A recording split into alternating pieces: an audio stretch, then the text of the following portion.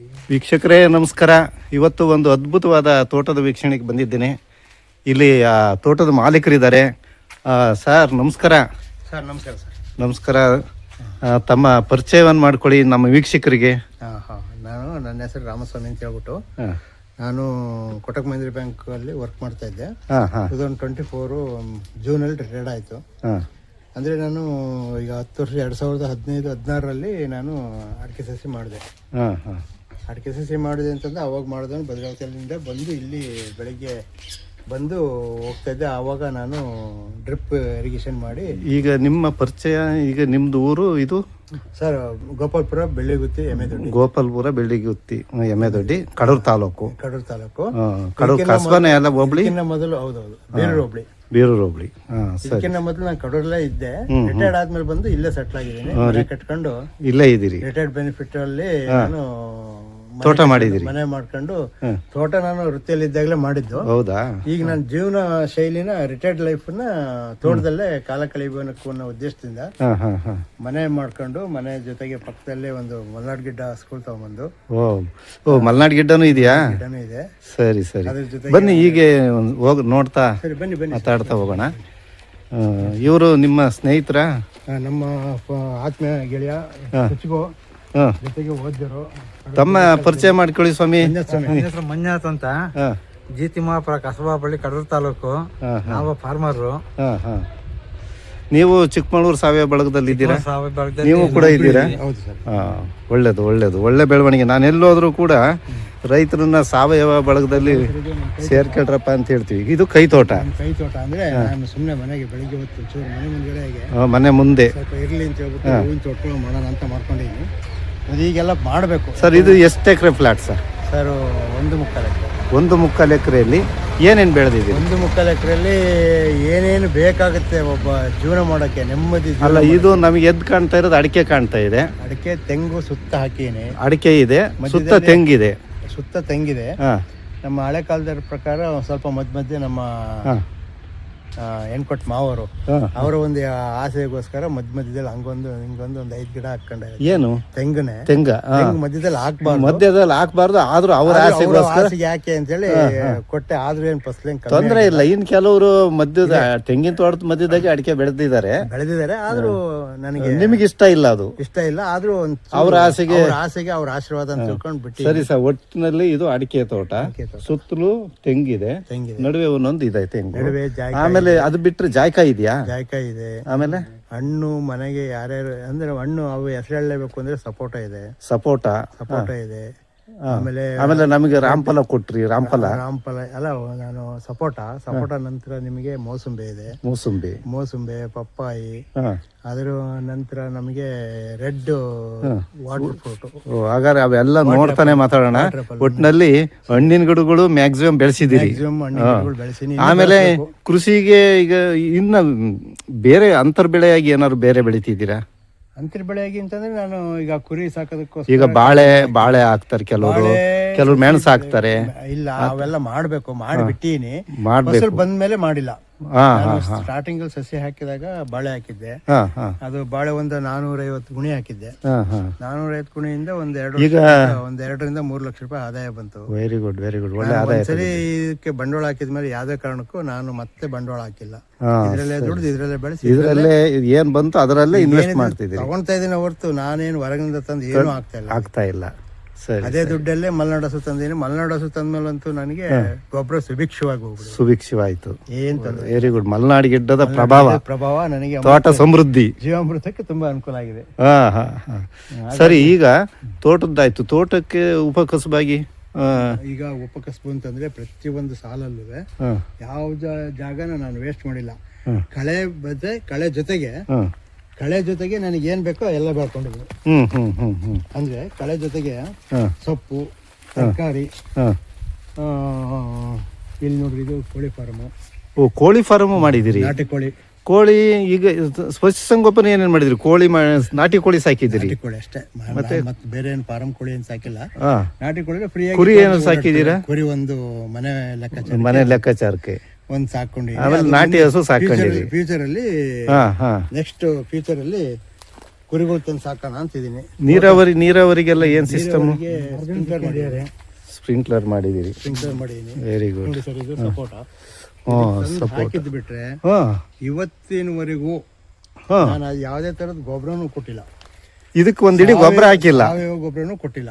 ಓಹೋ, ಒಂದಿಡಿ ಗೊಬ್ಬರ ಹಾಕಿದ್ರೆ ಇಷ್ಟು ಸಮೃದ್ಧಿಯಾಗಿ ಹೇಗೆ ಅಂದ್ರೆ ತಂದು ಹಾಕಿದಾಗಿನಿಂದ ಇವತ್ತಿನ ಅದು ಕಸಿನೂ ಮಾಡಿಲ್ಲ, ಗೊಬ್ಬರನೂ ಹಾಕಿಲ್ಲ. ಇಲ್ಲೇ ನ್ಯಾಚುರಲ್ ಅದ್ರದ್ದೇ ಎಲೆ ಅದ್ರದ್ದೇ ಇದು. ಇದು ಹೆಂಗ್ ಹೇಳ್ಬೇಕು ಅಂದ್ರೆ ನೈಸರ್ಗಿಕವಾಗಿ ಅದೇ ಫಸಲ್ ಕೊಡ್ತಾ ಇದೆ. ನೈಸರ್ಗಿಕವಾಗಿ, ಸ್ವಾಭಾವಿಕವಾಗಿ, ನೈಸರ್ಗಿಕ ಅಂದ್ರೆ ಪ್ರಕೃತಿ ನಿಯಮಾನುಸಾರ ಏನ್ ಕಾಡಲ್ಲಿ ಹಣ್ಣು ಫಸಲ್ ಕೊಡ್ತೇವೆ ಆ ಒಂದು ಪದ್ಧತಿಯಲ್ಲಿ ಬಿಡ್ತಾ ಇದೆ. ಅದ್ರ ಪಾಡಿಗೆ ಅದು ಬೆಳಕಂತೈತೆ, ಅದ್ರ ಪಾಡಿಗೆ ಅದು ಗೊಬ್ಬರ ಅದೇ ರೆಡಿ ಮಾಡ್ಕೊಂತೈತೆ, ಫಸಲನ್ನು ಕೊಡ್ತಾ ಇತ್ತು ಸುಮ್ಮನೆ. ಸೇಮ್ ಅದೇ ತರ ಸರ್ ನಿಂಬೆ. ನಿಂಬೆ ನಾನು ಯಾವುದೇ ನಮ್ಮ ತೋಟದಲ್ಲಿ ಇವತ್ತಿನವರೆಗೂ ಮಾರಾಟ ಅಂತೂ ಮಾಡಿಲ್ಲ. ಯಾಕೆಂದ್ರೆ ನಾನು ಹಾಕಿರೋದು ಒಂದೊಂದು 2 ಗಿಡ ಮನೆಗೆ ಮಾತ್ರ. 1-2 ಆದ್ರೂ ಮನೆಗಾಗಿ ಉಳಿತದಲ್ಲ. ಉಳಿದದ್ದು ಬರ್ತಾರೆ ಅವ್ರು ಬಂದರು ನಮ್ಮಂತ ಸ್ನೇಹಿತರಿಗೆ ಕೊಡ್ತೀರಿ. ನೋಡ್ರಿ, ಸದಾ ಹೂವು ಆಗ್ತಾನೆ ಇರುತ್ತೆ, ಅಟಿನೇ ಎಲ್ಲ ಸದಾ ಹೂವು ಆಗ್ತಾ ಇರುತ್ತೆ, ವರ್ಷ ಇಡೀ ಬಿಡ್ತಾನೆ ಇರುತ್ತೆ. 1-2 ಹಣ್ಣು ಇರ್ತಾನೆ ಇದಾವೆ. ಹೌದೌದು, ಹಣ್ಣು ಬಿದ್ದಿದೆ ಅಲ್ಲಿ. ಹೌದು ಮಂಜಣ್ಣರೇ, ನೋಡ್ರಿ ಅಲ್ಲೊಂದು ನಿಂಬೆ ಹಣ್ಣು, ಜಾಗ್ರತೆ. 1-2 ಬಿಡ್ತಾನೆ ಇರುತ್ತೆ. ಆಮೇಲೆ ಏನ್ ಸಿಗುತ್ತಾ ನೋಡ್ರಿ, ಅದು ತಂದು ಇದನ್ನ ಹಾಕಿದೆ. ಸೈಜು ಒಂದು ಮೀಡಿಯಂ ಸೈಜ್ ಇದೆ, ಹೈಬ್ರಿಡ್ ಅಲ್ಲ, ನಾಟಿ. ಡೈಲಿ 1-2 ಹಿಂಗ್ ಬಿಡ್ತಾ ಇರುತ್ತೆ. ಇಲ್ಲೊಂದಿದೆ, ವರ್ಷ ಬಿಡಿ ಸಿಗುತ್ತಲ್ಲ. ಆಮೇಲೆ ಇದನ್ನ ಗಿರಿಸಿಡಿಯಾ, ಈಗ ನಮ್ಮ ಸಾವಯವ ಬಳಗಕ್ಕೆ ಸೇರ್ಕೊಂಡ್ಮೇಲೆ ಇಂಥವನ್ನೆಲ್ಲ ತಂದಾಗ್ತಾ ಇದೆ. Very good. ಸಾವಯವ ಬಳಗಕ್ಕೆ ಸೇರ್ಕೊಳ್ಳೋದ್ರಿಂದ ನಮ್ಗೆ ಸಾಕಷ್ಟು ನಾಲೆಡ್ಜ್ ಸಿಗುತ್ತೆ. ಅಲ್ಲಿ ಅನುಭವಸ್ಥರು ಇರ್ತಾರೆ, ಅಲ್ಲಿ ತಿಳ್ಕೊಂಬಂದು ಹೇಳೋರು ಇರ್ತಾರೆ. ಹಾಗಾಗಿ ಅಲ್ಲಿ ಬಹಳಷ್ಟು ನಾಲೆಡ್ಜ್ ನಮಗೆ ಸಿಗುತ್ತೆ. ನಾನು ಎಲ್ಲೋದ್ರೂ ಕೂಡ ಅದನ್ನೇ ಹೇಳೋದು ರೈತರಿಗೆ, ಸಾವಯವ ಬಳಗಕ್ಕೆ ಸೇರ್ಕೊಳ್ಳಿ. ಸಾವಯವ ಪದ್ಧತಿಯಲ್ಲಿ ಬಣವೆ ಪಕ್ಕದಲ್ಲಿ ನಾವು ನೋಡೋದೇ ಅಪರೂಪ. ನಿವೃತ್ತಿ ಆದ ತಕ್ಷಣನೇ ಜೂನ್ ಅಲ್ಲಿ ರಿಟೈರ್ಡ್ ಆದೆ. ಆಗ ಇದು ಬೇಸಿಗೆ ರಾಗಿ ಅಂತ ಹೇಳ್ಬಿಟ್ಟು ಹಾಕಿದ್ರು. ನಮ್ಮ ಸ್ನೇಹಿತರದೊಂದು ತೋಟ ಇತ್ತು, ಖಾಲಿ ಜಮೀನಿತ್ತು. ಅದನ್ನ ಮಾಡ್ಕೊಂಡು ಪಾರ್ಟ್ನರ್ಶಿಪ್ ಅಲ್ಲಿ ಅಂತ ಹೇಳ್ಬಿಟ್ಟು ಮಾಡ್ತಾರಲ್ಲ, ಆ ತರ ಮಾಡ್ಕೊಂಡು ನಾನೇ ಸ್ವಂತವಾಗಿ ಬೆಳೆದ ಒಂದು ಅನುಭವ. 2 ಎಕರೆಗೆ ಒಂದು ಹೆಚ್ಚು ಕಮ್ಮಿ 11 ಚೀಲ ರಾಗಿ. ಅದು ಮನೆಗೆ ರಾಗಿ ಆಗಿದಾವೆ. ಎಷ್ಟು ಜಾಗಕ್ಕೆ ಹಾಕಿದ್ರಿ? 2 ಎಕರೆಗೆ ಹಾಕಿ ಬೇಕಾದಷ್ಟು ಮೇವಾಯ್ತು. ಬೇಸಿಗೆ ಆಯ್ತು. ಆ ಮೇವು ಬಂದ್ಮೇಲೆ ಮಲ್ನಾಡ್ ಗಿಡ್ಡ ತಗೊಂಬಂದೆ. ಮಲ್ನಾಡ್ ಗಿಡ್ಡನು ಆಯ್ತು. ಯಾವ್ದಕ್ಕೂ ಬಂಡವಾಳ ಜಾಸ್ತಿ ಹಾಕಿಲ್ಲ, ರಾಗಿ ಒಂದಷ್ಟೇ ಬೆಳೆದದ್ದು. ಏನೋ ಒಂದು ಖುಷಿ, ತುಂಬಾ ಒಂದು ಖುಷಿ ಕೊಡ್ತಾ ಇದೆ. ರಾಮಸ್ವಾಮಿ ಅವರೇ, ಇದು ಅಡಿಕೆ ಎಷ್ಟು ವರ್ಷದ್ದು ಈ ತೋಟ? ಇದು 9ನೇ ವರ್ಷ ಸರ್. 9ನೇ ವರ್ಷ. ಸಸಿಗಳೆಲ್ಲ ನೀವೇ ಮಾಡಿದ್ರಾ? ಸಸಿಗಳದು ಯಾವ ರೀತಿ ಇದೆ ಅಂದ್ರೆ, ನಂದೇ ಒಂದು ರೀತಿಯಲ್ಲಿ ಹೇಳ್ಬೇಕು ಅಂದ್ರೆ ವಿಚಿತ್ರ. ಈ ಮನೇಲಿ ಸಸಿ ಮಾಡೋಣ ಅಂತ ಪ್ಯಾಕೆಟ್ ತಗೊಂಬಂದೆ. ನಮ್ಮ ಶಡಕ್ ಅವರು ಬೀರೂರಲ್ಲಿ ಪರ್ಮಿಷನ್ ಅಂತಿದ್ದಾರೆ. ಅವರು ಗೋಟ್ ಕೊಟ್ರು. ಗೋಟನ್ನ ನೆನೆ ಹಾಕ್ಬಿಟ್ಟು ಅವರೇ ಮೊಳಕೆ ಬಂದ್ಮೇಲೆ ಪ್ಯಾಕೆಟ್ ಮಾಡ್ರಿ ಅಂದ್ರು. ಮೊಳಕೆ ಬಂದ್ವಿ, ಪ್ಯಾಕೆಟ್ ಮಾಡೋಣ ಅಂತ ಹೇಳ್ಬಿಟ್ಟು ಪ್ಯಾಕೆಟ್ಗೆ ಹಾಕೋಣ ಅಂತ ಅಂದ್ಕೊಂಡು, ಪ್ಯಾಕೆಟ್ ಹಾಕೋದಕ್ಕಿಂತ ಮುಂಚೆ ಒಂದು ಸ್ವಲ್ಪ ಮರಳಲ್ಲಿ ಆಡ್ರಿ, ಒಂದೊಂದೊಂದು ಬಿಡಿಸಿಡ್ರಿ, ಆಮೇಲೆ ತಕ್ಕೊಂಡು ಪ್ಯಾಕೆಟ್ ಮಾಡಕ್ ಅನುಕೂಲ ಆಗುತ್ತೆ ಅಂದ್ರು. ಆ ಬಿಡಿಸಿದ ಹತ್ರನೇ 2 ಗರಿ 3 ಗರಿ ಬಂದ್ವು. ಬಂದ ತಕ್ಷಣ ಬೇಡಣ, ನೀವು ಪ್ಯಾಕೆಟೇ ಮಾಡೋದು ಬೇಡ, ನಾವು ಹಂಗೆ ತಗೊಂಡೋಗಿ ಹಾಕ್ಬಿಡೋಣ ಅಂತ ಹೇಳ್ಬಿಟ್ಟು ಸರ್ 1 ಗರಿ 2 ಗರಿ ಇದ್ದಿದ್ದನ್ನ ತಂದು ಸಸಿ ಹಾಕಿದ್ವಿ. 1 ಗರಿ 2 ಗರಿ ಇದ ಪ್ಯಾಕೆಟ್ ಮಾಡಕ್ ಹೋಗಿಲ್ಲ, ಪ್ಯಾಕೆಟೇ ಮಾಡಿಲ್ಲ, ಮೊಳಕೆ ಬಂದು ತಂದು ಗೋಟ್ ಹಾಕಿದಿರಿ. ಗೋಟ್ ಹಾಕಿದೀವಿ ಅಂದ್ರೆ ಕೈಯಲ್ಲಿ ತೆಗಿಯೋದು, ಗೋಟ್ ಇಡೋದು. ಅಬ್ಬಬ್ಬಬ್ಬ, ತುಂಬಾ ಚೆನ್ನಾಗಿ ಬಂತ ಸರ್. 1100 ಗಿಡದಲ್ಲಿ ಒಬ್ಬೊಬ್ಬ ಅಂದ್ರೆ ಒಂದು 25-30 ಮಿಸ್ ಆಗಿರ್ಬೋದು ಅಷ್ಟೇ. 1100ಕ್ಕೆ.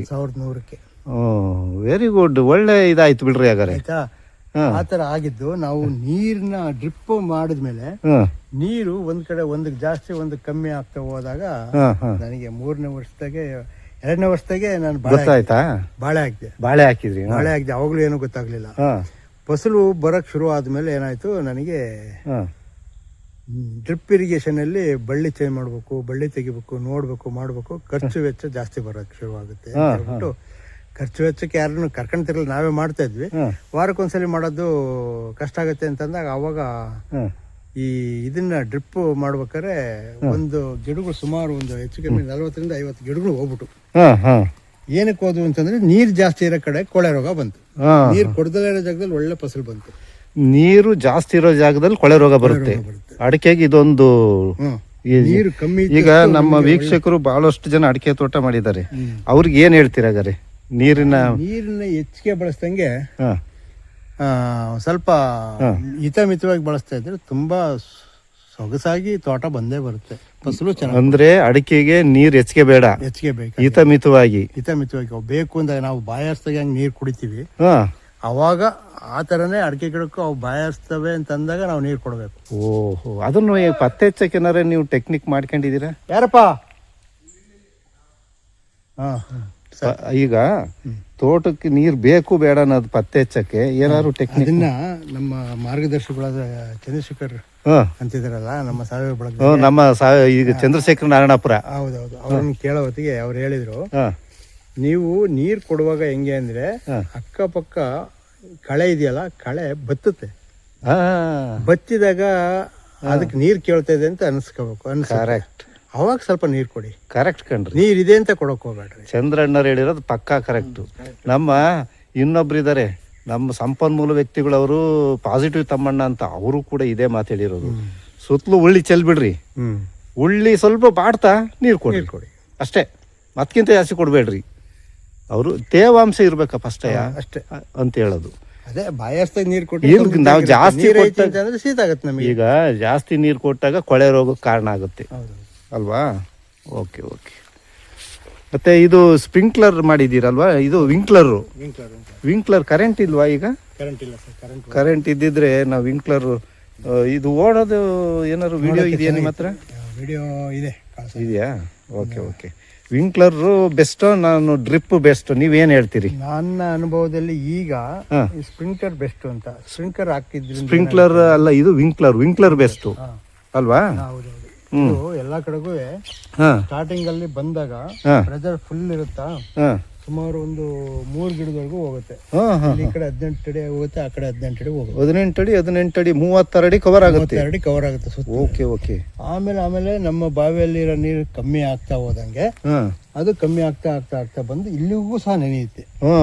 ಒಂದೇ ತರ ಪ್ರೆಷರ್ ಹೋದ್ರೆ ನಾವು ನಿಂತ್ಕೊಂಡಿರೋ ಜಾಗದಲ್ಲಿ ಈ ಜಾಗದಲ್ಲಿ ನೆನೆಯೋದಿಲ್ಲ. ಸರಿ ಸರಿ ಸರಿ. ಅಂದ್ರೆ ಒಂದು ರೀತಿಯಲ್ಲಿ ಇದು ಹೂ ಜೆಟ್ ಅಂತ ಹೇಳ್ತೀವಲ್ಲ, ಬಾರಿ ತುಂಬಾ ಫಲಕಾರಿಯಾಗಿದೆ. ನಾನು ಈಗ ಮಾಡಿಸಿ 6 ರಿಂದ 8 ತಿಂಗಳಾಯ್ತು. ಇದರ ಒಂದು ಫಸಲು ಈ ಸರಿನೇ ಬಂದಿದೆ ಅಂತ ಅನ್ಸುತ್ತೆ, ಆದ್ರೆ ಅದ್ರದ್ದು ಅಂತ ಹೇಳಕ್ಕಾಗಲ್ಲ. ಯಾಕಂದ್ರೆ ಡ್ರಿಪ್ ಮತ್ತೆ ಸ್ಪ್ರಿಂಕ್ಲರ್ ಎರಡು ಮಿಕ್ಸ್ ಆಗಿ ಬಂದಿದೆ ಈ ಸರಿ. 9 ವರ್ಷದಿಂದನೂ ನನ್ನ ತೋಟದಲ್ಲಿ. ಈಗ ಮೊದ್ಲು ಡ್ರಿಪ್ ಮಾಡಿಸಿದ್ರಪ್ಪ, ಅದರದ್ದು ಏನಾದ್ರು ನಿಮಗೆ ದೋಷ ಕಂಡು ಬಂತ? ಆ ದೋಷ ಕಂಡು ಅಂತ ಹೇಳಿದ್ನಲ್ಲ, ನಿಮ್ಗೆ ಏನಾಗುತ್ತೆ ಅಂದ್ರೆ ಒಂದು ನೀರ್ ಜಾಸ್ತಿ ಡ್ರಿಪ್ಪಿಗೆ ನೀರ್ ಕಡಿಮೆ ಆಗಿರುತ್ತೆ, ಅಲ್ಲಿ ಹೋಗಿರಲ್ಲ. ಕಟ್ಕೊಂಡಿದ್ರಲ್ಲಿ ಬಾಡೋಗಿರುತ್ತೆ, ಇದ್ರಲ್ಲಿ ನೀರ್ ಜಾಸ್ತಿ ಆಗಿ ಕೊಳೆ ರೋಗ ಬರುತ್ತೆ. ಸರಿ ಸರಿ. ಹಾಗಾಗಿ ನಾನು ಒಂದು ಹೆಚ್ಚು ಕಮ್ಮಿ 100 ಗಿಡ ಹೋದ್ವು. Okay okay. ಮತ್ತೆ ನಾನು ಅದಕ್ಕೆ ಮತ್ತೆ ಹಾಕಿಲ್ಲ, ಅದೇ ಜಾಗಕ್ಕೆ ನಾನು ಹಣ್ಣಿನ ಗಿಡಗಳು ತಂದು ಹಾಕೊಂಡಿದ್ದೀನಿ. ಸರಿ. ಜಾಯಿಕಾಯಿ ಗಿಡ ಹಾಕಿದ್ದೀನಿ.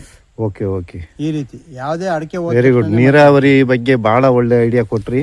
ಅಡಿಕೆಗೆ ವಿಂಕ್ಲರ್ ಸೂಪರ್ ಅಂತ ಆಯ್ತು ನಿಮ್ಮ ದೃಷ್ಟಿಲಿ ಅಲ್ವಾ? Okay okay. ಇದು ಯಾವುದು? ಯಾಕೋ ಇದು ಬಿಡಿ. ಇದು ಇಲ್ಲ, ನಿಂಬೆ.